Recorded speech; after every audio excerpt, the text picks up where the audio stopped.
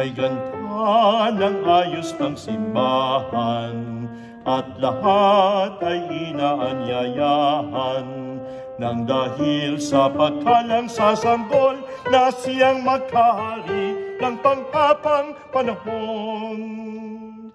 Ang Pasko'y araw ng bigayan, ang lahat ay nagmamahalan. Tuwing Pasko ay lagi ng ganyan, may sigla, may kalak ang bayan.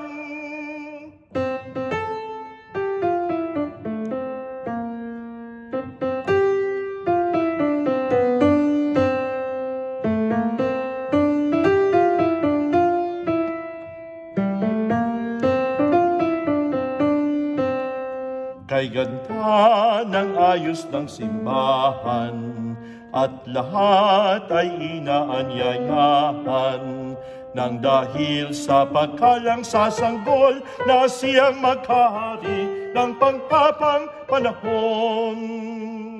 Ang Pasko'y araw ng bigayan, ang lahat ay nagmamahalan.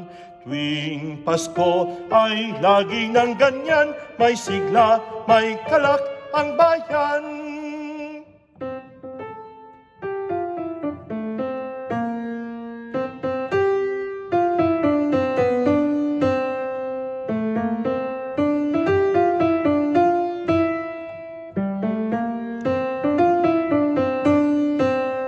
Kay ganda ng ayos ng simbahan, at lahat ay inaanyayahan, nang dahil sa pagkalang sasanggol na siyang magkahari ng panghabang panahon.